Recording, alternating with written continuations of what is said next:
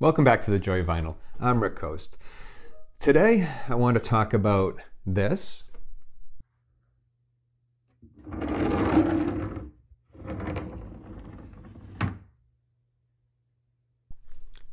This.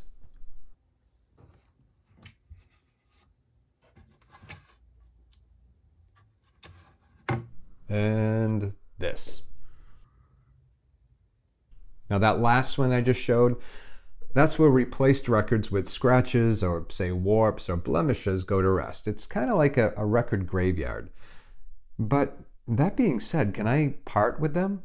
Well, no, I can't, and I have no idea why, other than some of these records I've owned for decades. And that's what I want to talk about today.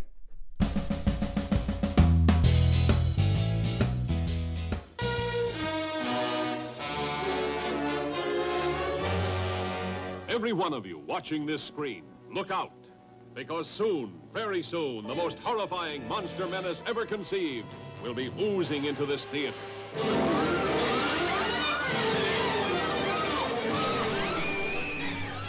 Now that clip pretty much sums it up. That's my record collection. It's an alien beast made out of PVC that landed in my home, and it continues to grow and it refuses to stop. So much so that it's expanded into two other rooms besides the main room where it was supposed to be contained. When you really think about it, it doesn't make much sense. Sure, I mean, I love vinyl records. I listen to music on vinyl every single day. But given the amount I own, there's no way at all I could conceivably listen to them all. There are even some I'll probably never listen to again. And that's not because I don't, say, like a record. It's only because there's always something I'd rather listen to.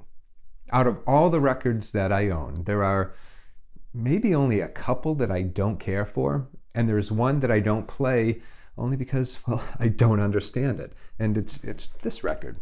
And that's because Peter Gabriel put out a version that's entirely in German. When I ordered this one on Discogs, I wasn't paying attention. My own fault.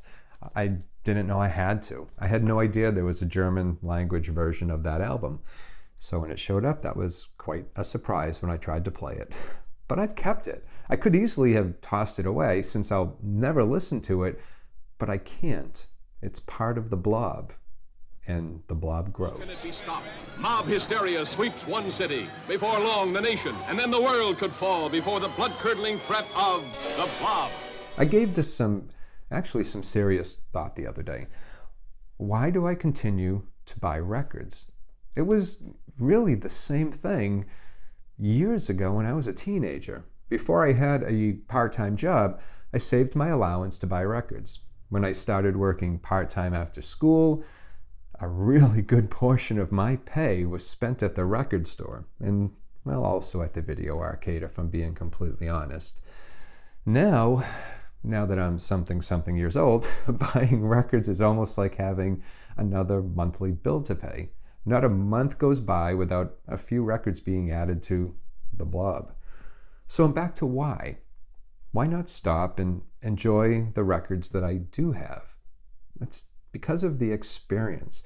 It's a constant, unspoken search for that moment when the music is playing and the room disappears and I get seriously just lost in the music and the enjoyment and the experience. It's happened many times, and most of the time with a new, at least new to me, record that I've never played before. It can even happen with a new version of say a record that I already own.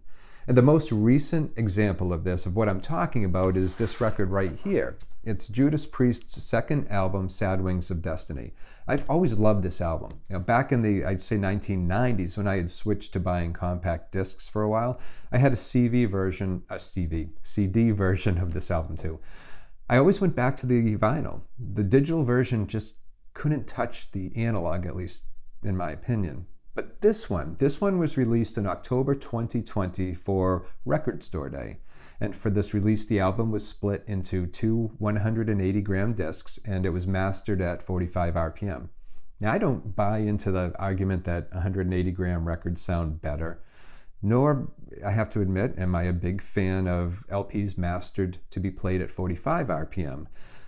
But this record, when I play it, it captures that experience I'm talking about. The soundstage blossoms and Rob Halford steps into the room to sing. I hear things in the music that I've never noticed before. It's a true pleasure to listen to this album. So much so that when I re-listened to it the other day, I broke down and ordered the 45 RPM version of The Doors' first album by the folks at Analog Productions.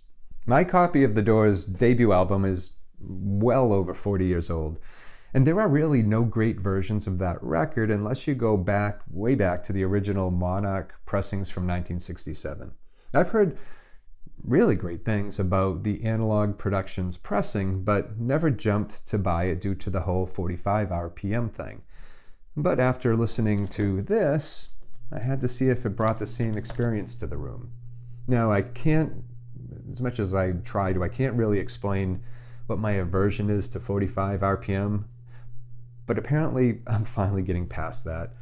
So my recent experience with this Priest album is a perfect example of why my collection continues and will continue to grow. I'm looking for those moments when the stress from work or worries about health or a number of other things just disappear. Just like it used to when I was a kid and first discovered the therapeutic power of music. So, what about you? Why do you collect records, assuming that you do, and I'm assuming so because you watch this channel? I'd love to hear from you. Drop a comment here or get in touch with me at joyofvinyl.com. As always, I just would love to hear from you. And don't forget to subscribe to the show. And thank you for watching. And until next time, please take care of yourself and enjoy your records.